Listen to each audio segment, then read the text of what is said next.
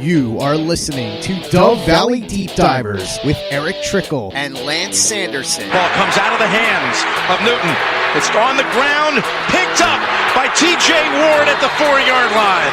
Vaughn Miller did it again. On Overtime Media. And it looks like we're live. Let's wait on John for a second here. The Wannabes behind the scenes, pulling in the Facebook group. Make sure everything's good to go. And we got the thumbs up, green check marks across the board. Mile high hello, everybody in Broncos country. And welcome into another episode of the Dove Valley Deep Divers podcast. I'm your host, Lance Sanderson. And joining me, as per usual, is my good friend and colleague. He is your Denver Broncos insider and Mile High Huddle's senior NFL draft analyst, the one and only Erick Trickel. Erick, dude, there's a lot of news going on with the Denver Broncos. I mean, we've got the Jerry Jeudy comments that were happening and whatnot. You've got the rumors with Deshaun Watson, Kareem Jackson. Like, it's just been completely wild in Broncos country here lately. Are you keeping up with everything, man? How you doing? The Jeudy comments I don't care about. Not a big deal to me. The Kareem Jackson stuff doesn't really matter because he doesn't make a decision. It's nice that he's trying to bring him in, but he's not a decision maker. So it may seem like a busy news cycle. For me, it's not. I just don't care really about what's going on, not until some news happens. I think the biggest piece of news is what was involved with their talks for trying to get Matthew Stafford, but that's something else. Other than that, everything's going good. It's been relatively nice up here in Alaska weather-wise and looking nice, ready for the spring, and just ready to keep going with the draft stuff, ready to really dive into it over the next few months. I mean, I know we've started to, but now is when things really dive deep. We do have free agency that we will have to talk about, unfortunately, there for a while, which I do think Denver will be not very active. Yeah, they're hibernating. But yeah, draft. I mean, our scouting reports are coming out. I know you sent one in. I'm still a couple weeks out on mine, and we got 150 players split up between the two of us. I actually would like to switch you one. I'll give you Joseph Osai if you give me Aziz Ojulari, because I already got that one typed up. I typed that one up and sent it to you a while ago. So I would I'll switch you that one straight across the board. But no, this is great. This is your time of the season, man. We're gonna let you shine today. We've got, as Dylan coming in here saying that we've got the Draft Sleeper podcast. We've got a bunch of sleeper players, late round guys that people aren't necessarily talking about, that Erick here has done immense deep dive work on, guys. Like, seriously, this guy starts watching film in like July of some of these guys and getting his boards and stuff built up, and he's got a whole bunch of May, he says. Basically, as soon as the draft's done, I start looking at next year, guys. But yeah, sleepers are what I like. I like finding these late day 3 guys or day 3 guys in general that nobody's talking about and end up becoming good NFL players or have that great chance to be something good in the NFL. One of my biggest ones was I can't remember his name now. He was a wide receiver, and he ended up going on and being really good for quite a few years, and some injury bugs happened and kind of fell off. But definitely had my finds, and it's where I like. It's where I put my most work in. Is finding these later guys, because also everybody knows who Trevor Lawrence is. How many people know who Peyton Ramsey is? Everybody knows who Jalen Waddle is, but how many people can sit there and tell me about Jonathan Adams from Arkansas State? I just love being able to get this information, doing my work, and being able to share it with people who some of those who care and some of those who obviously don't, but hey. Yeah, it is what it is. And I actually enjoy doing this stuff, because not only do I learn a lot about just the process of what you do, I learn a lot about all these players. Like, there's a lot of players we're going to talk about today. There's a few that I have never even heard of. So we'll get into that here in just a few minutes, guys. But before we get started on this, we got to say hello and thank you to our presenting sponsor of today's show, Manscaped. So listen up, fellas. 2020 obviously was terrible, and 2021 is, I mean, it's new year, new me time, but it's not necessarily starting off on the right foot. But that new year, new me mindset, and the best way to start cultivating that is with Manscaped. They're the best products you can get in men's below-the-waist grooming, offering precision-engineered tools for your family jewels and helping 2 million men around the world keep their male grooming on point. So guys, if you let yourself go in 2020 while you were quarantined, Manscaped is here for you to reboot and stay clean and shaved in 2021. Now, Erick, I know you got the Lawnmower 3000 right there. Tell us a little bit about that, man. Well, first I'm going to sit there and talk about their little travel bag that they like to call the Shed. It's really nice. It's got pretty good size. And if you're traveling a lot, this is a good thing to keep all your grooming stuff, your toothpaste, deodorant, all your bathroom stuff in because it's got really good size, as well as your Manscaped products like your Lawnmower 3000, which it also comes with this nice little carrying bag that you can put in there. And it's a wonderful little thing. It's just very simple to use, very easy. Press a button, you go, get a little light on it, and just get to work trimming up down there. And it's very safe. It's very simple. Doesn't cause me any harm or anything like that. And just able to get through things quickly. There's also a pair of fingernail clippers that I don't mind. And you can get lotion for it. You can get a little spray thing, and both of them smell pretty nice, and they help the feeling down there a little bit. And just some really good products from Manscaped. Yeah, man, they're not bad at all. This little nail trimmer kit here, I was kind of playing with the nail clippers. You got a set of tweezers, some scissors to trim your nose hairs and stuff like that. Keep yourself pretty well groomed up. But guys, the easiest way to get all this stuff, you get 20% off and free shipping with the code HUDDLE at manscaped.com. Guys, embrace the new year and the new me mindset with Manscaped. Again, 20% off and free shipping with the code HUDDLE at manscaped.com. Your boys are going to thank you. Happy New Year to you and your boys. This is the Overtime Podcast Network. Now, Eric, let's dive right into this, because right at the very top of the list Eric sent me a list of like 35 guys or 30 guys. Oh, 31. It seemed like a million when I was trying to read through it. I promise you guys. Like Eric has so many different prospects that he's looking at. And there's one right at the very top of the board in Stanford quarterback Davis Mills, who is a guy that not necessarily everybody's talking about. I believe he's a senior that's already graduated, still has some eligibility to return left. So we're not exactly sure if he's going to declare for this draft. Now, Eric, we all know Trevor Lawrence, Zach Wilson, Trey Lance, the Mac Jones hype and whatnot go on. Is it because of the fact that those guys are in this class that he's not getting the credit that he deserves? Or what are the traits that we're looking at here? Well, first thing to clear up is that everybody has, because of what's going on, every player can decide to return to school. They have to decide by March 1st. So he's a graduating senior, so he can still decide to opt back in, get another year, which it may not be that bad of an idea for him. And even though he started to hire a trainer and go through the draft process, but more on that in a second. And I think that the reason why he's not getting talked about enough isn't just because of Trevor Lawrence and Justin Fields, Mac Jones, Trey Lance, Zach Wilson, all these top 5 quarterbacks. I don't think it's just because of that. I think that the biggest thing is the injuries. He's played in 14 games during his collegiate career, getting only real action in 11 of them because he's had to keep coming out. He got hurt, missed time because he had ended up getting what the thing we're not allowed to say on here, all that stuff. So he had to miss some time with that. So there's definitely a lot there. And that could be a reason why he does decide to go back, is put this better body work together. And next year's class is viewed as a deeper class, but it doesn't have the talent at the top. If he goes back, has a great year, he could probably cement himself as a top 5, top 10 pick. Because honestly, the traits that he has, they're all there to be a top 10 pick. What is keeping him back is from the games he missed, the lack of experience that he has. And in my opinion, just based off of the traits that he has, he would definitely be in the conversation for a top 5 quarterback in this class if he didn't miss as many games as he did due to knee injuries. Yeah. Knee injuries always suck with the quarterback position. Is he a pretty decent athlete, a decent mover? I haven't really dived into any of his tape. He's solid. He's not a guy that's going to wow you with it, but he's a guy who can definitely use it to help out your offense. Yeah. Okay. So we've got a question here from Jason O'Neill. I'm going to grab this and kind of segue into this next question that I have for you about Davis Mills. Have some of Locke's teammates thrown in the towel on him as the future for the team? It seems that all of these videos are media-driven. Any opinions on that? Now, there's some smoke here. I think it's more smoke than anything. And why wouldn't you want to say good things about one of the best quarterbacks in the NFL and like a Deshaun Watson, and that's kind of where this hype is all coming from.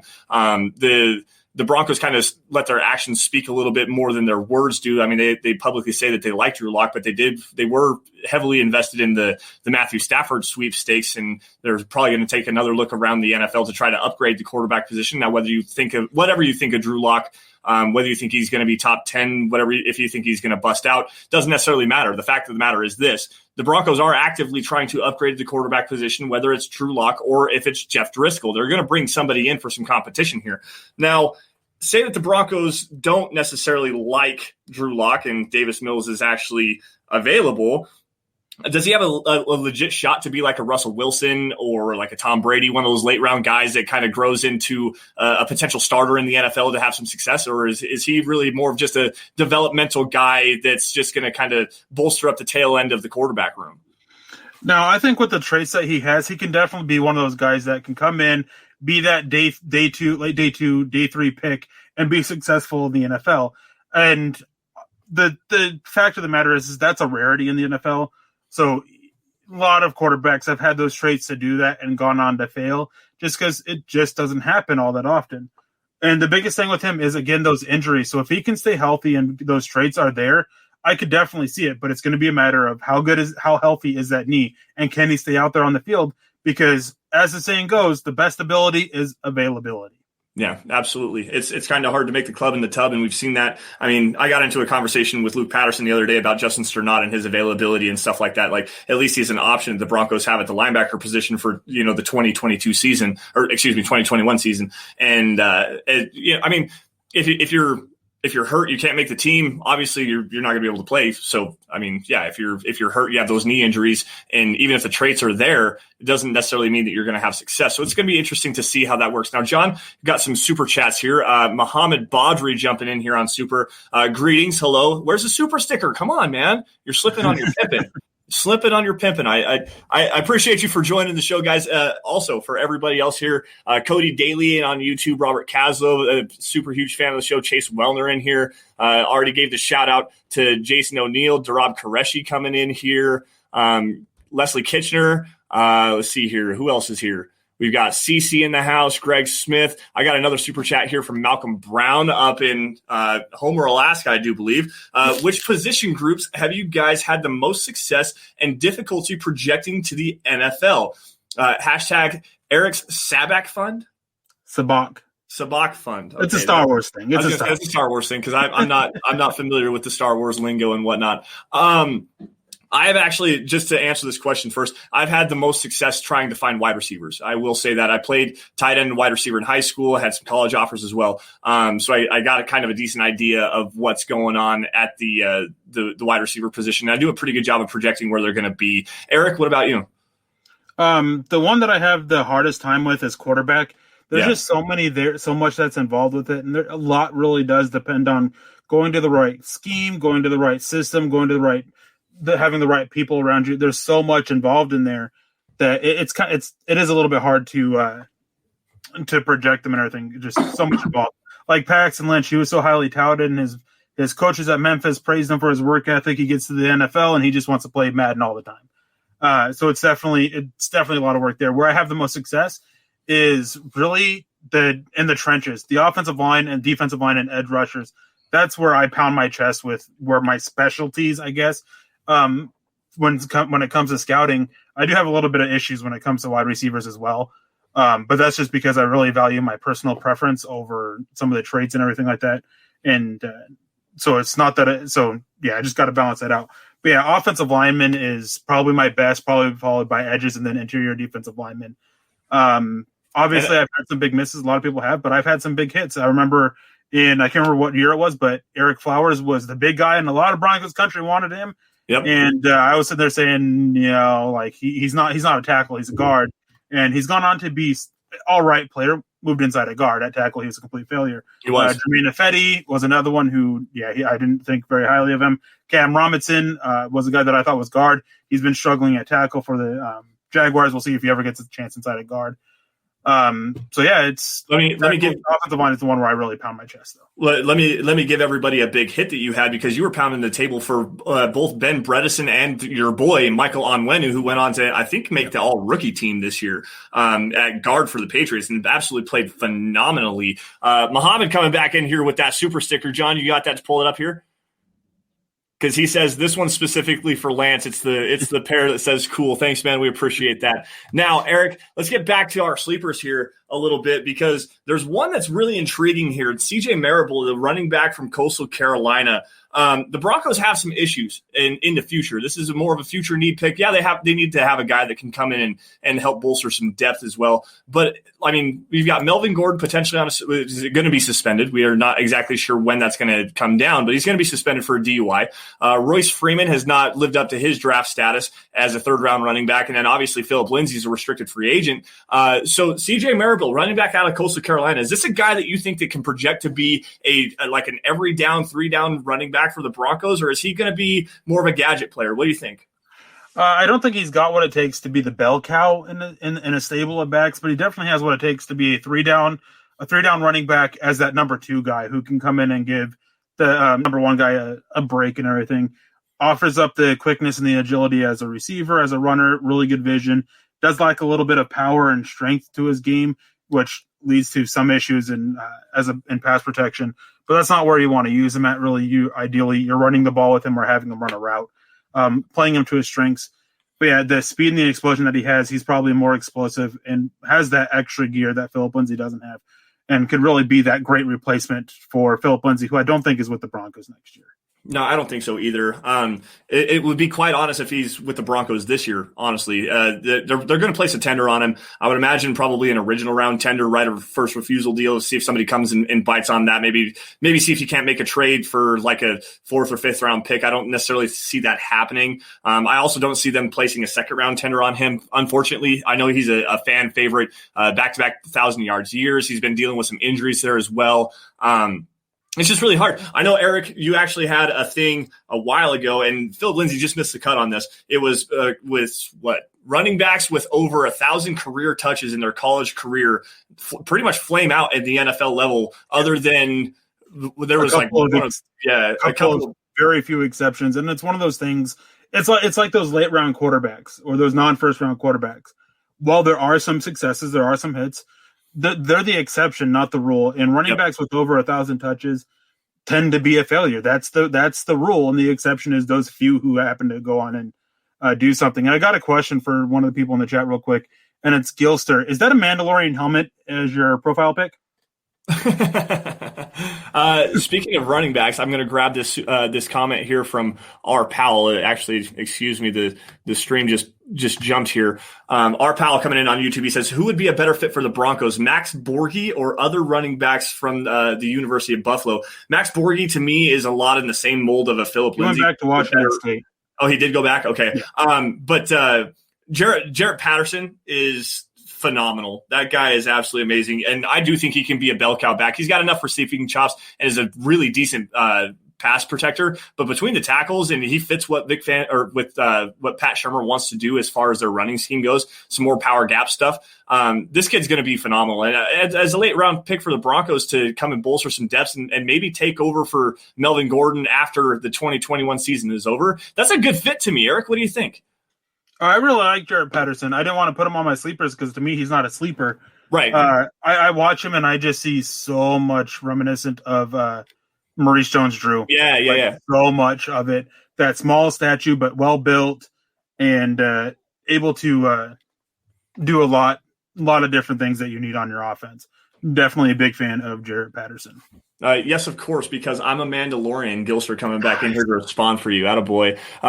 Our favorite profile picture on YouTube, Base Gates jumping in here, $5 on the super chat. Thoughts on J.C. Horn and Jalen Phillips if we indeed trade back into the 20s? Eric, I'm going to let you take the reins on this one because I'm not necessarily sure exactly on your take on J.C. Horn, but it seems to me like you're not necessarily a scheme fit guy for the Denver Broncos. He's one that there's a little bit of projection there, and I know a lot of people rip me because of my thoughts on Patrick Surtain and him not being a scheme fit.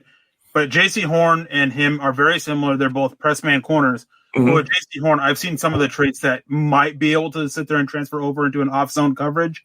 I haven't with Surtain, so it wouldn't be one that I feel comfortable taking. If I'm trading back into the 20s and I'm looking at a cornerback, I'm definitely looking at Eric Stokes over J.C. Horn. I think he's a guy who he has that scheme versatility that you want, especially if the Broncos may be making a coaching change after this year, can play an off zone, can play an off man, can play press man even. He just has that scheme versatility. So that's the way I'd be looking at that. And then Jalen Phillips, I'd be a little bit concerned because he had a concussion that caused him to medically retire before he transferred to Miami. Yep. So that would be a concern, especially with the fact that there's no combine to really get those. There's other things that they're doing to get the medical answers that they need. But that's something that at least gives me a pause. I'm sure if a team drafts him in the late first round, they've done their homework and they're fine with that risk. But yeah, it's definitely a little bit interesting of an option there because dude's super athletic, but injuries were a concern, caused him to fail at UCLA, medically retire after that concussion. This is the Overtime Podcast Network. So Jalen Phillips is hard to me because on tape he's actually very good. He's a dominant edge defender. He's good against the run, a very good pass rusher as well. But again, like Eric said, just the medical questions there. If I'm taking a Miami edge defender in this draft, just because you saw him on tape, he played all the way through. He transferred from Temple, but Quincy Roche is the guy that I'm really looking at. He needs to bulk up. He's a little thin in the frame, but the speed's there. The counter moves are there. He can bend pretty well. He gets blown out in the running game quite frequently, honestly, in my opinion. So that's going to be an issue for him to work on. But fifth round pick or something like that, I could see Quincy Roche being the guy. I would rather take a guy that you've seen on tape and seen him have success and then take a jump and still continue that success from Temple to the University of Miami. But Gregory Rousseau scares the holy hell out of me because he is such a projection. It's incredibly raw. He wins with that length, strength, and athleticism. And the tools are there, the traits are there. Just the refinement that you didn't see with him at Miami, and then he took that year off. How did he grow? And that's the thing that I really want to know. And unfortunately, we're not going to be able to see that this year. So it's just a hard projection for me. And as far as like the number 9 overall pick, which is where he's projected to go, is the top 5 to 15 picks, somewhere around in there. That's just a hard bargain for me, and I'm not necessarily sure I'm really willing or ready to take that risk. We got a couple more super chats. I'm gonna let those ride for just a few minutes because we got a long list of prospects for you guys to go here. I see you down there, John. Frank Darby, wide receiver out of Arizona State, had a huge week at the Senior Bowl. Now, Eric, I know that you hyped him up last week in our Senior Bowl, the guys that made our top money makers. Where is his draft stock right now after that? I think he was looking at possibly being a late day 3 pick, probably 6th or 7th round. His limited catch range is something that's hard to overcome because that's something that's just natural. It's not something that you can really coach to improve. But I think that he showed improvements as a route runner. He showed that ability to be a possession receiver, showed a good leaping ability. I think he's definitely helped himself a little bit. He might crack early day 3, round 4, maybe late day 2 of round 3. But I think this receiver class is enough to keep him down from being a for sure top 3 round pick. But he definitely has a slim chance to crack that 3rd round. Yeah. What about Austin Watkins, that wide receiver from Alabama Birmingham?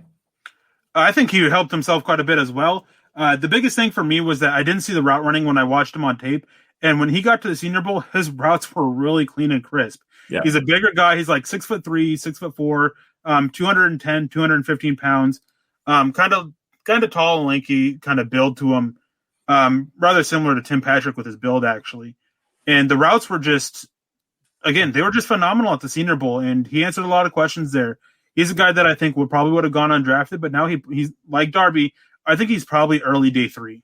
Really? Okay. So you kind of took a question right directly out of my mouth because I was going to follow up that with the Austin Watkins. Of the wide receivers that you sent me, we weren't going to talk about a bunch of them. Darby, Dax Milne from BYU, Austin Watkins, obviously. Of the guys that you sent me of the sleeper picks outside of like Sage Surratt, who was a guy that I really like, which is the one that could potentially replace Tim Patrick, because the Broncos actually do need to address the wide receiver position, in my opinion. Obviously, you've got Tim Patrick on that restricted free agent tender. You've got Cortland Sutton coming into a contract year coming off of a torn ACL. Obviously, Jerry Jeudy and you got KJ Hamler in there as well. But Deshaun Hamilton is another guy potentially on the outside looking in even to make the roster this year. Is there a late round guy? So you said Austin Watkins kind of profiles the same as far as the body type.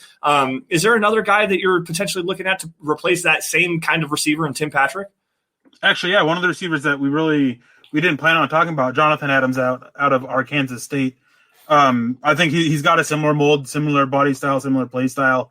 Has decent speed to stretch the top off the defense, has the leaping ability to go get it. His routes, they're not great, they're just all right. Knows how to use his size, knows how to use his positioning. Very Tim Patrick-like in his play style. Yeah. Dylan Von Ark's coming in here. He's saying Jalen Darden, the wide receiver from North Texas, who Kenneth Booker actually just dropped his first article for Mile High Huddle. Check that out, milehighhuddle.com, called Jalen Darden a sleeper pick for the Broncos. Go check out his analysis, give him a click, give him a view, and support your there it is, Bawana jumping in here. Support the newest member of the Mile High Huddle clan here. How about TJ Vasher coming in, our pal again. TJ Vasher, wide receiver from Texas Tech, Eric. Yeah, hard pass. Guy is super tall, super lanky. Doesn't use his size the best to box out corners. Right now, he's just a jump ball getter in the red zone. Routes are completely unrefined. Don't see any of the ability there. Just needs a lot of work. Very lanky. Doesn't have the strength to hold up. Allows people into the catch point consistently. It's just a hard pass. He's definitely a guy who's a project. Honestly, what I feel when I watch him is that he's probably going to land on a practice squad, might bounce around practice squads for 2 years and then be out of the NFL. Yeah. A poor man's Wes Welker has the same skill set from Black Knight here on YouTube. Darden actually kind of fits that as far as the sneaky slot receiver. He has the ability to take the top off vertically, though. He's got enough speed to be able to do that. So that's an added weapon that you could get there. Let's see here. Diami Brown's another guy that I really like. That could potentially fill that Wes Welker role. Eric, what do you think? For the Wes Welker role, there's no one that's really a great poor man version of him because all of them offer up more athleticism, more versatility than Wes Welker did. That one's actually a little bit hard just because there's not one that really fits that kind of play style that fits his mold or anything like that. I can't think of one. They all offer up more. I'm going to grab these super chats really fast. One from Muhammad first. You guys are awesome. Eric, I always enjoy your breakdown of the draft. And then grab the one from it's the next one down here, John. I got it from Levi. Eric, always great work with the draft. Is there a draft analyst that you look up to or think that they are cut above the rest, other than yourself, of course? I try not to admire any draft people, but there's definitely some that I really enjoy their work. I enjoy what they do. Jordan Reed of the Draft Network, he's one that whenever he puts something out, I always tend to look at it. And then Lance Zierlein, he works with NFL.com. He's another one. I always listen to what he has to say. Daniel Jeremiah, Bucky Brooks, those guys. But the one who I probably have the most respect for and everything like that, and whose opinion I value quite a bit, is probably my colleague Nick Kendall's. I really have the utmost respect for him and what he does. And I enjoy loving talking draft with him because he always challenges what I think and my viewpoint, and does so in a great manner. And has me gone back and checked out people and changed my opinions on them a little bit. And I just have that much respect for him. Just don't tell him that. Yeah, we flip Nick a lot of crap in our group chat. It's actually quite fun because it's annoying little Nick, and he always has some of the most wild. But in his defense, still hasn't watched Futurama, so I'm mad at him. Yeah, well, in his defense, he actually will say multiple times he refuses to live in an echo chamber. So his takes on Patrick Surtain are his own takes. He's not taking it from anybody else. That's his take. So get at him, and Nick Kendall MHH on Twitter. Get after him and go argue with him, because we like to do that as well. Another guy you didn't mention that I actually had a really good conversation with the other day, Dane Brugler of The Athletic, is the guy that I really admire him. Base case, I'm not going to answer this question here yet, because I think we're going to probably dive into something like this here maybe even next week. We talked about doing it this week. What sort of players did the Vikings draft compared to the Broncos? The Vikings have had plenty of mid-round success compared to Elway. So I don't want to necessarily grab this because I want to do a little bit more research. Eric, go ahead, but I want to do a show on this. I really do. The Vikings have shown that they draft to fit the coach's scheme. That's always been the case with them. With Rick Spielman, he always drafts to fit the coach's scheme. Current coach, whether they're getting fired or not, or they're getting replaced, retiring, it's always drafting to fit the scheme that's on both sides of the ball. With Gary Kubiak, him over being a consultant, then the offensive coordinator, they drafted to fit Gary Kubiak's scheme. They drafted to fit Mike Zimmer's Zimmer's. Yep. His defensive scheme. Yep. That's been a big thing for them, and they value draft picks. Last 2 years, they've had like 13 picks 2 years ago and 15 picks last year. They value picks. They value darts. Yeah. No, and he actually said that later, definitely, but yeah, that's just a real quick, simple answer. Yeah, he actually said that in his opening press conference that the more darts you have to throw at the board, the more likely you are to hit a bullseye. So that might give you a hint at potentially what he might be looking to do here. Florida State safety Hamzat Nasruddin is a guy I really like. Super long, super physical, decent athlete. His hips are very good. He likes to lay the wood. I like this kid a lot. He would be a guy that I could think of as like a 3rd round, maybe 4th round safety. I think that's probably about the area that he goes, but he's still not my boy. Everybody knows if you listen to the Dove Valley Deep Divers, we stand Richie Grant in this house. Okay. To get back to one more question I want to grab here, since we're talking about Patrick replacements, Marquez Stevenson and Tony or Kadarius Toney out of Florida are the best Patrick replacements. Not if you're looking for play style. Yeah, and that's what the question was. It was about the replicating the play style of Tim Patrick, and Kadarius Toney and Marquez Stevenson are nothing like Tim Patrick in play. No, they're not even close to the same body type. Kadarius Toney is a jitterbug kind of an athlete. Honestly, if you're looking for a guy that you could compare side by side to Tyreek Hill without the explosive athleticism, Kadarius Toney is it. Like that's the guy right there. This is the Overtime Podcast Network. So let's get back to this conversation here, Eric, because we still got 10 guys that we want to kind of talk to you guys. What's up, Broncos fan 13? How you doing? Now, let's see here. I got to pull up my phone because I had a question here specifically because the next 2 guys that we have here are Josh Ball, the offensive tackle from Marshall, and Cordell Volson, the offensive tackle from North Dakota State. Now, if you guys were paying attention last week and watching the show, Eric and I actually had a conversation. He asked us in our group chat if anybody had watched Cordell Volson. I turned on the Central Arkansas tape from him from 2020 2020, excuse me. And was watching this guy. I was like, God, am I crazy or is this kid Garrett Bowles? Like, he really looks like Garrett Bowles, same athletic type. So I put in the group chat, he's Garrett Bowles as a run blocker. And Eric said, what did you say? That's exactly why I asked. Cordell Volson is Garrett Bowles 2.0. The rawness, the power, the athleticism, not so much the attitude and stuff like that, but I mean, certain parts of the attitude. He definitely has that bully mentality on the field, but other aspects to it, like they're carbon copies, man. They really are. Like you watch him move, their body type, the way that he hits, the way that he's aggressive. He's always looking for contact. And you know what? I'm actually impressed with him as a pass protector. Now, to go to Josh Ball here, Eric, who does Josh Ball remind you of the most? So do you know how big Josh Ball is? No, I do not. 6'8", 350 pounds. So he doesn't remind you of nobody.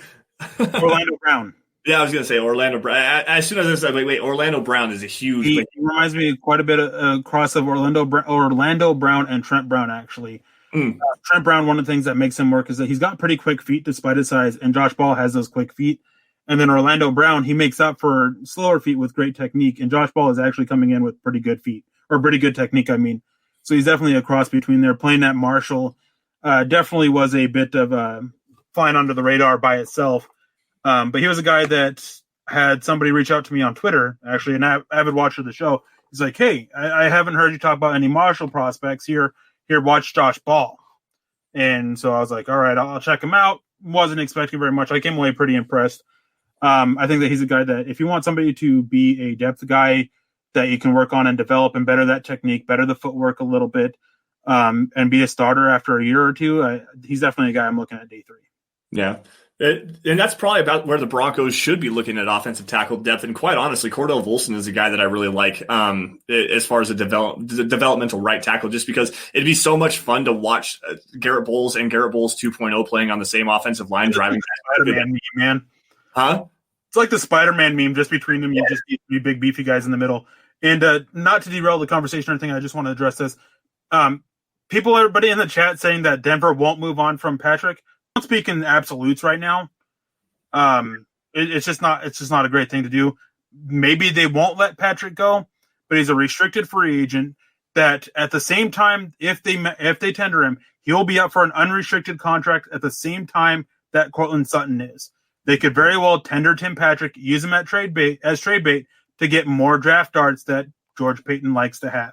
Yep. I think it will happen, but it's definitely a high possibility. Only Sith deal in absolutes is what James Candle coming in here. I should always deal in absolutes then, because the Sith are so much better than the Jedi. Which, by the way, my wife ordered me, off topic, deals with this. My wife ordered me a lightsaber for my birthday just a couple months ago, and it should be here pretty soon. Got a couple weeks still as they build it and everything. That's definitely something that I'm going to have sitting next to me and have to show off on the pod after I get it. Absolutely, man. I love it. Love it.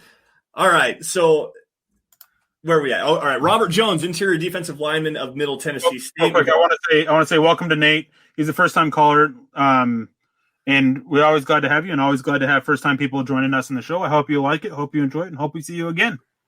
NZ living, and I'm not exactly sure what that was at. Come back to us there. But I appreciate you for joining the show, man. So interior defensive line, another sneaky area of need for the Denver Broncos. Got a couple of guys here that I want to run by you, in Robert Jones from Middle Tennessee State and Mustafa Johnson from CU, University of Colorado. One's interior offensive line, one's interior defensive line. Oh, so I've got him. I must have written something backwards. That's Jones is an offensive guard. Okay. Out of Middle Tennessee. He's got pretty good size, got pretty good movement skills. The technique there still needs to be a little bit worked on. He was one guy I know, Dante Smith out of East Carolina, got a lot of attention for the work he did as at the Senior Bowl, but Robert Jones had a really good week as well there, and definitely helped himself. He's a guy I'd be looking for. Then Mustafa Johnson, the interior defensive lineman, he'd be great if he didn't have arms like this. He's kind of got T-Rex arms. Has good explosion. Not the best of versatility, but enough there to not be to completely shun him because of it. But yeah, it's just if you have the explosion that he has, you want a little bit longer arms, and so it's just kind of can be a little bit counterproductive on his tape. So is this a guy that you think can potentially? So, like I said, the Broncos have a sneaky area of need here on the interior defensive line. Jarrell Casey, his future is uncertain. Shelby Harris as well. They're going to get Mike Purcell back off of the injury, but then you have Draymond Jones and McTelvin Agim. Deshaun Williams is another option there. Demarcus Walker's probably on the outside looking in. So you've got four guys that are come back from this team. Is Mustafa Johnson a guy that can kind of fill that Shelby Harris role as a 3-5 technique defensive lineman that can create some interior pass pressure with it, while also being a little bit better against the run, quite honestly? Well, obviously not to that level, but I definitely could think he can fill that sort of role. That's what he's best at. I mentioned that he doesn't have versatility. He's a one-gap scheme only. That's what Vic Fangio's defensive front is outside of Mike Purcell. Is a one-gap attack. And he's got to be in that 3-5 technique. You don't want him farther inside. You don't want him farther outside. You want him rushing off the outside shoulder of the guard is ideal. Letting him use his explosion to try to split that gap. He's going to get caught quite a bit and shoved around, but he's not a guy that you want out there against the run either.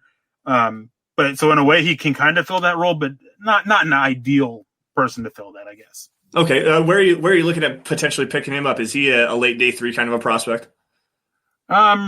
Yeah, definitely. I actually think that he can go undrafted. He would be a little bit of a developmental guy. See if he can't improve his technique a little bit to overcome his shortcomings with arm length. Minimum arm length for interior defensive line, 33 inches? It really depends on what role you're looking for and what scheme. Two-gapping nose tackles, typically it's about nothing shorter than 32. On average, it's about 33 and a half, 34, that range. Kind of similar to tackles, really.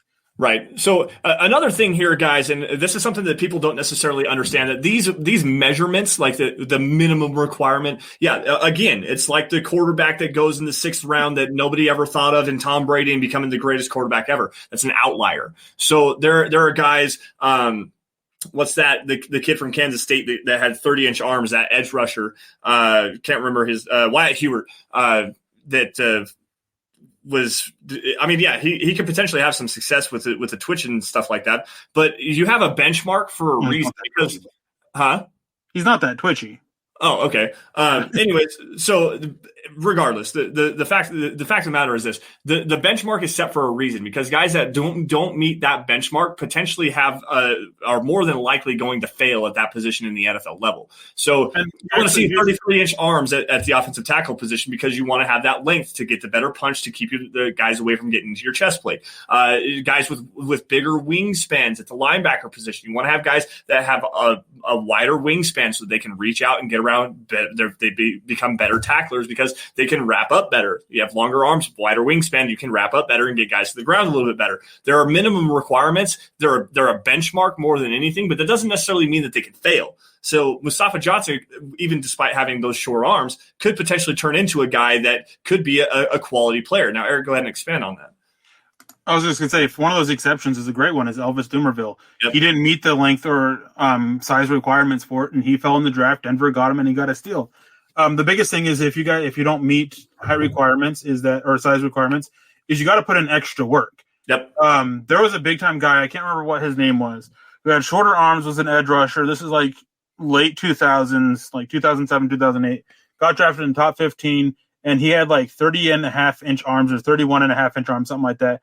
And he just tore it up in the college game because he just avoided contact and was able to just slip by blockers and get a bunch of sacks, and ended up failing in it.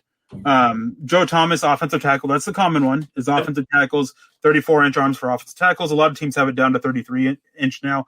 Joe Thomas came in at like 32 something, I think it was. It was like 32 and an eighth, I think. But yeah, and I saw a list the other day of tackles under 33-inch arms, and there's like 5 names there out of probably hundreds of tackles who came in under that threshold. So yeah, it's just about that exceptions to the rule kind of thing. Yeah. Let's see here. Let's move this forward a little bit because we're still on the interior defensive line. And I want to give a shout out to the Coastal Carolina, living in China. Love listening. Thank you. Thanks, Nate. Anyway, so Coastal Carolina, they actually had a pretty good squad this year. They were a top 15 team there for a little while. They were, I believe, like right at the top 10 with Cincinnati, BYU. They actually gave BYU a run for their money and actually knocked off BYU. But the reason why is because of their defense. That defense was spectacular. They were a top 25 unit defensively this year. And really a big part of that was because of their defensive line. And they have 2 guys that we're going to talk to you guys about here really quick in Taron Jackson, who's an edge defender, and another interior defensive lineman, Jeffrey Gunter, who I know is a big guy for James Campbell here at Mile High Huddle. Eric, between the 2 guys, which one fits the Broncos scheme the best, and who do you want more? I think that Jeffrey Gunter definitely is the better fit. I think Taron Jackson is kind of more of that 4-3 7-tech end. Right. I think he's better in a 3-point stance, not standing up out of a 2-point stance. Jeffrey Gunter, I think he can play an end in the Broncos scheme. He can play an end in the in a 4-3 scheme. So basically, you have kind of a tweener in Gunter, who is that inside outside, depending on what scheme you have. Then you have Taron Jackson, who's kind of just strictly that 4-3 end. So I'll take the little bit more versatile guy. I think Taron Jackson is a little bit of a better prospect, but you got to run that right scheme for him. That's what it is that you just got to look at it like that. And Kenneth Booker, just real quick, came in and said Dumervil had super long arms to make up for how short he was. His arms came in at about 32.5 inches. I can't remember exactly what they were, which is actually below the threshold for edges. Edges you typically want about 33.5 to 34 plus. But for how short he was, I will actually how short he was great, but it was definitely it wasn't ideal length, which is why I had him right. And he used that to his advantage. That lower height with the longer arms for that height threshold, he actually used that to his advantage. His ability to get leverage and maintain it was phenomenal. Yep, absolutely. John Houston on Super Chat coming in here. Elijah Molden, the sleeper. He plays cornerback, free safety, strong safety. Tyrann Mathieu 2.0. I know that he was a guy that people were – was he at the Senior Bowl? Or am I mistaken here? Taylor was his teammate. Okay, sorry about that. I've heard a lot of buzz about Elijah Molden as far as being a versatile defensive chess piece that you could use. A day 3 kind of a guy. Ryan – Elijah Molden? No. Day 2. Second round. He's a nickel corner. I don't like him so much playing deeper off the ball like Mathieu, where he's better off at safety. Elijah Molden's a slot corner. You want to put him in the slot. You can even try him out on boundary. He's got the physical ability to compete at the catch point and not get bullied by bigger receivers. I really like Elijah Molden. He's a round 2 corner. Okay, wow, that's pretty high praise there, because I've like I said, I've heard some stuff about him being a day 3 guy, early day 3, round 3, round 4 kind of a player. It's just a versatile chess piece, and I have heard Tyrann Mathieu comparisons to him as well. Let's see here.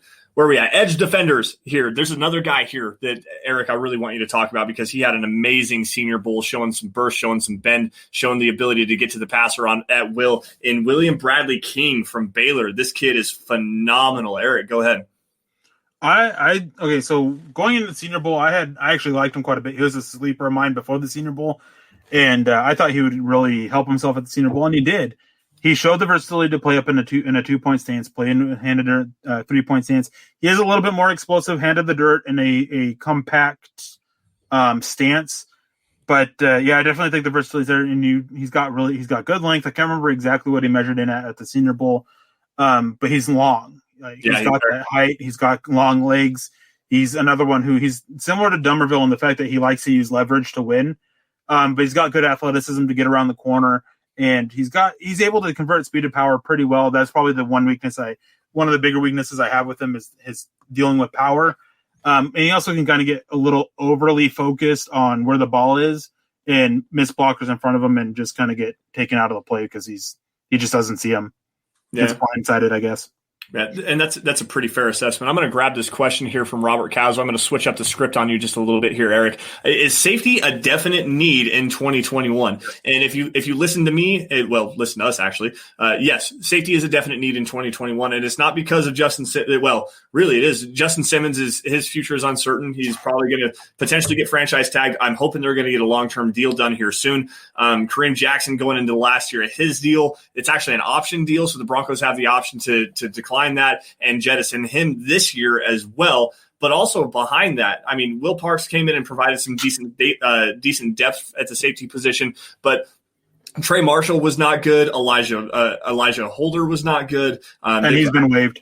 And yeah, exactly. He got waived. So safety depth is definitely a need. And again, like I said, we stand Richie Grant in this house. Hamza Nezril-Dean, Richard LeCount. There's Andre Sisco as well. As far as the front end of the safety class, obviously Trevon Moehrig is.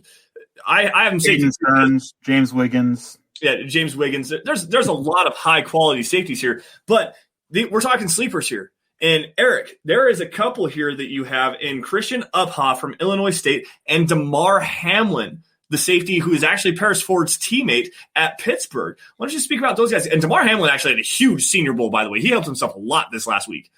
He did. I think he's probably – I think his versatility doesn't get mentioned much because of Paris Ford being on the team. But DeMar Hamlin, he can drop down. He's a former receiver or cornerback. I can't remember which before transferring over to safety. Can drop down, play in the nickel, be that slot corner for you if needed. Can drop and play in split zones. He can play single high. He's got good range. His issues do happen to show up a little bit more when he's coming downhill. Again, he's kind of like William Bradley King. He can get a little bit over-focused on where the ball is and miss a blocker coming his way and just get blown up. Very invincible. Did you ever see that movie with Mark Wahlberg being the guy with the Eagles? That one special teams play where he's just focused, kind of stops. Vincent Papali. Vincent Papali. That was the guy's name I was trying to think of. DeMar Hamlin kind of has that happen to him quite a bit when it comes against the run. But yeah, farther away from the line of scrimmage, I really like him. The versatility, I really like. The ball skills, he's got all those traits. It's just some issues against the run. Yeah. What about Christian Uphoff? This is a name that I'm not familiar with. Illinois State corner. He's just a kind of a jack of all trades type. The versatility is really good with him, but the athleticism is kind of lacking. Does it really well when seeing the stuff, keeping plays in front of him and coming downhill for it, which, that's very Vic Fangio scheme like. As a later round guy, he can definitely come in and add competition for the depth. I don't see much potential to be a top 2 guy, so a starter for them, but there's some stuff there that you can work with, and if you can develop him, he can be that number 3 safety for you, spot starter if needed, and it just all comes back to just the limited athleticism just kind of concerns you on the back end. Yeah, that's actually a pretty good point there. John Houston coming in here. Let's see. John, you got that? Thank you. I'll just go keys off here. John jumping in here. Caleb Farley's ball skills are crazy, but his injuries, ... Yeah, he had a torn ACL and some back spasms, if I recall correctly, and he didn't actually play this year. He opted out.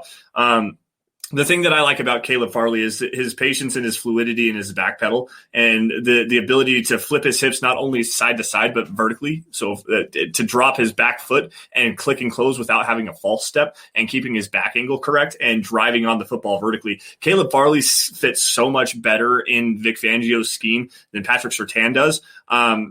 He's that ideal off zone match quarter scheme corner. Yep. He really is. And whereas Surtain, yeah, you could see him in an off-ball man scheme or potentially as a turn your hips early within the snap and even before the snap and turn and run that way. But as a press man, I mean, the physicality at the point of attack is good for Patrick Surtain, but he's not a guy that's going to have swivel hips and turn and run with people at that kind of a level. And he doesn't necessarily click and close. You don't see that on tape, so it's kind of a projection with him.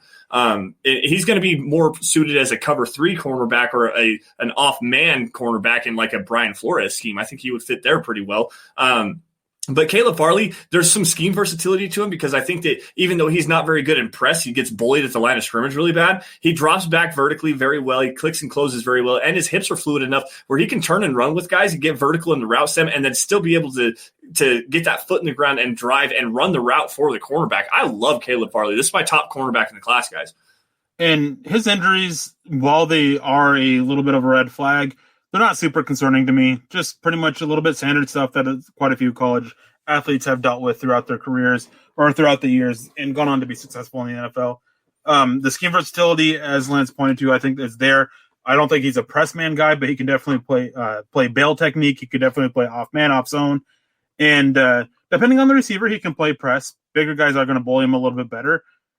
He just plays so well with his eyes on the ball and eyes on the quarterback that man is just kind of a little bit concerning because you don't want his back to the quarterback. And Surtain is just the complete opposite of that. He just does so well with his back to the quarterback, reading the receiver.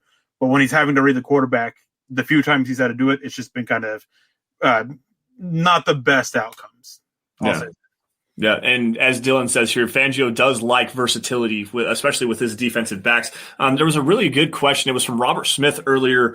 It was before the John Houston comment, asking, do safeties play more roles than cornerbacks? Well, depending on the scheme, yeah, absolutely they do. Yeah. Quite honestly, they should play more roles than a cornerback just all the time. You can drop them down in the box, play them in the slot. You can play them potentially play them at the quarterback position. You have two deep safety. You have a single high safety. If you have a guy that can play pretty much in any position, where you have that single high roamer with the range that can run sideline to sideline, like an Earl Thomas or an Ed Reed, for example. You might have some more physical guys like a Justin Simmons, who has the range to be able to play single high if he has to, but does very well driving on the football vertically. You got to have some coverage guys like a Kareem Jackson, for example, who does pretty well in man coverage, can drop down into the slot, play in the box as well with some physicality. Like there's a lot to like about the safety position and how versatile you can have, especially with a guy with the right size and athleticism benchmarks. You can have him play all over the defensive front and still have success.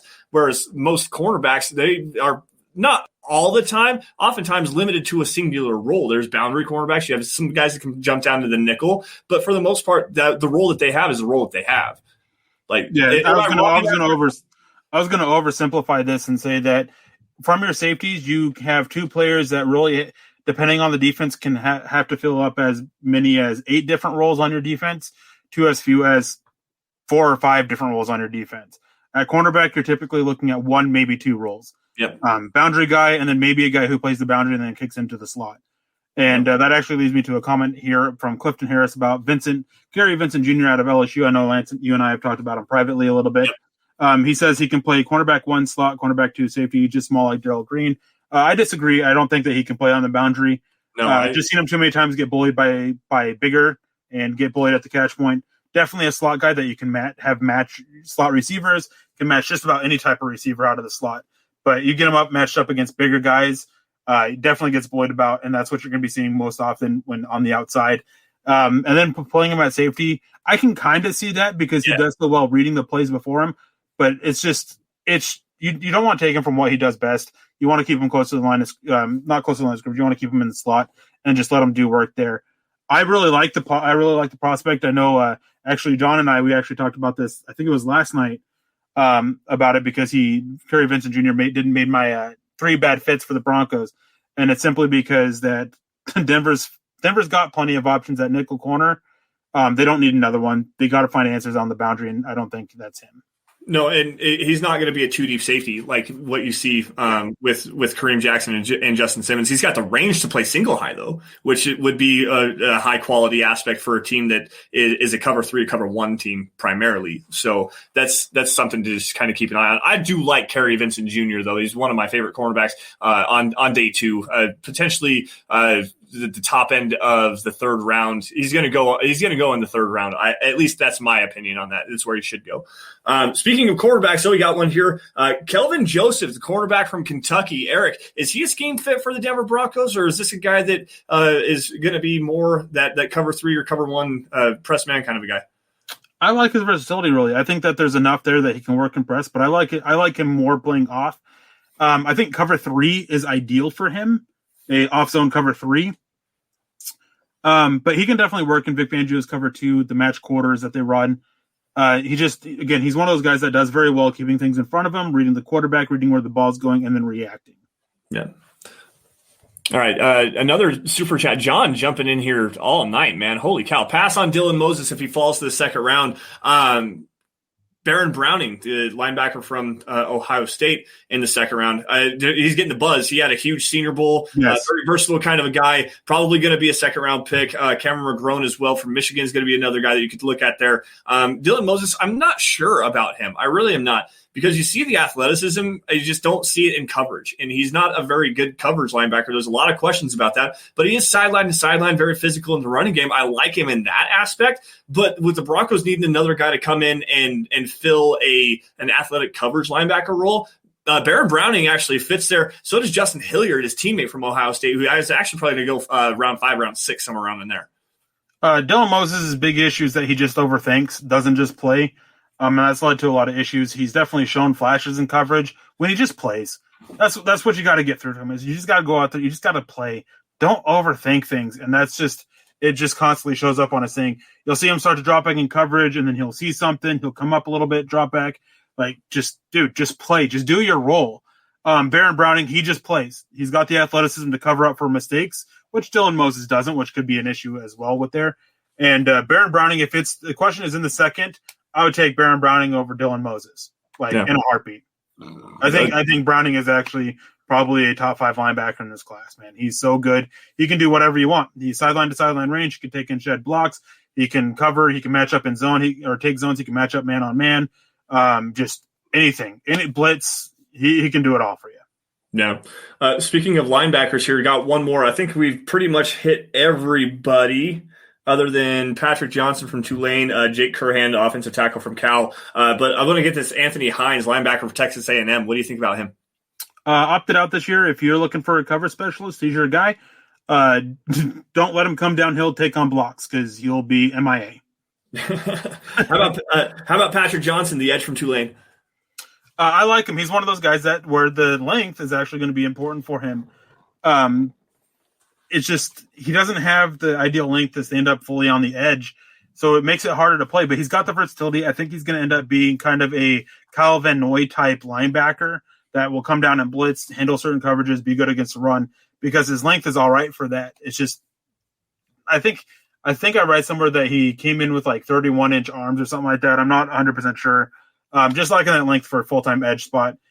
But yeah, I like him. I like the versatility he brings, and definitely if Fangio's looking for that hybrid player late who can drop into coverage, get after the quarterback from the edge position, I mean, he makes sense there but just again, it's just the length. Leonard Floyd is the one who went for that. Justin Hollins was the first attempt in Denver. They both were a little bit longer than Patrick Johnson is, so Fangio definitely values that length. Yeah. How about Jake Curhan, the offensive tackle from California? This is the last guy that we have on our list before we get out of here. He's a jack of all trades type. He does all of it pretty well. He's a guy that I think could be a solid starter in the NFL. If you can upgrade him, you upgrade him and move him to depth, but you're not actively hunting to upgrade him. Jack of all trades type, as I said, that's able to play in multiple scheme, has that scheme versatility. I do like him a little bit better in man gap or power gap schemes over outside zone, wide zones, the kind of stuff. Just because some of the times the lateral movement can be a little bit clunky. But definitely is fixable, bettering his footwork, and just doing certain drills to better the lateral agility. Okay. So out of all the guys, this last question before we go into the matters of business here, and John, I'll take over from here. Who's your favorite guy on the list that we talked about so far? Your most favorite one. This is where it gets fun, guys, because Eric has a lot of guys that he really likes. And I'm not kidding you. He sent me 31 players earlier today, and he's like, go through this list and find some guys you want to talk about. I'm like, and I could have thought of many more too. Yeah. Eric, all day 3 undrafted guys. My favorite one on the list that I sent you, the one I'd like to see in Denver the most is Davis Mills. Okay. I think he'd be that ideal kind of guy that's drafted probably late round 3, round 4 to give competition for Drew Lock. The one I like the most, though,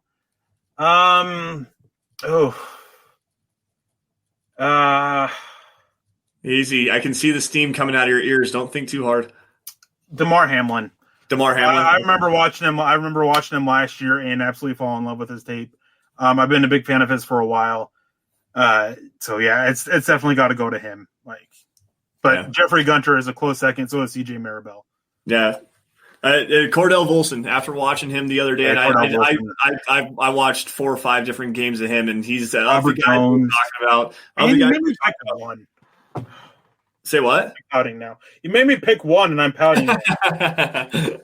I knew that's exactly why I did this, because I knew that I was going to put you in a bad mood and you're going to be upset about it. But anyways, guys, that's going to do it for us tonight on the Dove Valley Deep Divers podcast. Thank you all for joining us on YouTube, Facebook, Twitter, Twitch, wherever you guys are catching this info. You guys can follow us on Twitter at Sanderson MHH for me, and for Eric at Erick Trickel. Also the guy behind the keys at John K MHH. That's Bawana Beast. Make sure you go and follow him as well. While you're at it, follow at DVDD_pod. It's the easiest way to keep up with what's going on with the Dove Valley Deep Divers.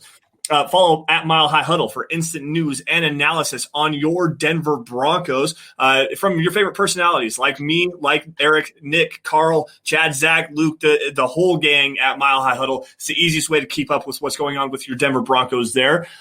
Guys, if you are financially in a position able to do so, head on over huddleuppod.com, get yourself a hat, get yourself a t-shirt. I got a hoodie on right here.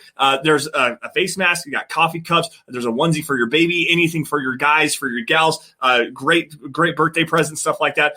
Whatever suits your fancy, find it, huddleuppod.com. Facebook supporters, go to facebook.com/Mile High Huddle, become a supporter. Click that blue supporter button. Get Kelberman's Corner every Sunday. I think it's at 1 o'clock Mountain Time, I believe, is when that drops on Facebook. Go get that. Hot takes that hold water. Let's see here. If you guys are not financially able to do so, or if you just don't necessarily want to do so, the 3 easiest things you guys can do to help support and grow the show is subscribe wherever you guys are watching this. Like I said, YouTube, Facebook, Twitter, Twitch, it does not matter. Subscribe to Mile High Huddle. Like every video you guys see. Click those little thumbs up, as Chris Hernandez likes to say. And if you love it, share it. Give it in front of as many Broncos fans as humanly possible, because the more eyes that sees our content, the easier it is for us to grow. Last thing here, again, thank you to our presenting sponsor of the show, Manscaped. Head on over to manscaped.com. Use the promo code HUDDLE for 20% off and free shipping on any orders at Manscaped. Get yourself a fingernail kit. I got some stuff coming. I think I got a lawnmower coming here soon. They've got cologne. They've got some wipes for your stuff. They got the Shed travel bag. The pair of underwear that they send with that is like the most comfortable pair of underwear you're ever going to put on. It's freaking amazing. Anyways, manscaped.com, guys. Use the code HUDDLE, 20% off, free shipping on any of your orders there. Now that we're done with all of that, Eric, this is a great show, man. And the insight that you have, is there anything else here? Do you have any last words before we get out of here?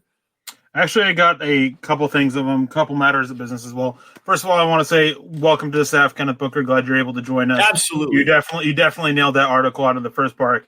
It was nice to see Jalen Darden get some exclusive attention there. I am a big fan of Jalen Darden. Same. Welcome to staff, and we're definitely looking forward to the work that you continue to put out and everything like that. Second one is Lance and I have been talking. You guys know we do those mock drafts where you guys, the voice, are the GM, kind of come to a collective and everything. We're your scouts. We were talking about it and about doing something to where one of you guys can win a chance to appear on the pod. We got to run this by with Chad first and everything too. We haven't done that yet. To come onto the pod, and basically what it'd be is you exclusively are running the mock draft as us instead of being a collective with the chat. It's just you yourself asking our takes on different players and coming up with the decisions yourself, and maybe even getting a little bit of grief back depending on if you pick somebody we don't like a little bit. But definitely something that we're talking about. Got to talk to Chad about it, as I said. Something we're looking forward to do. We're also looking forward to having a couple of guests on. Good friend of the podcast, Luke Polglaze. He's looking at trying to get on here in a little bit. Unfortunately for him, right now is getting started on their recruiting stuff for the next year. So he's kind of a little bit busy. He's trying to find time for that. We'll keep you updated there as well. And last thing but not least, just quick thank you for everybody who joins in and stuff, and gives us all the support and stuff like that. We don't say thank you enough for it. And if it wasn't for you guys, we wouldn't be able to do what we do. So we really appreciate everything that you guys, all the support, all the likes, all the purchases of stuff, the super chats, all that stuff, man. We are super appreciative of that. And even if you don't always agree with us, we still like your support, and we like the back and forth that we have with you guys here in the chat. So thank you guys for tuning in every single week. Yeah, no, absolutely. If, like Eric said, if it weren't for you guys and joining in with us, just join us live. He'd be working at a stripper joint.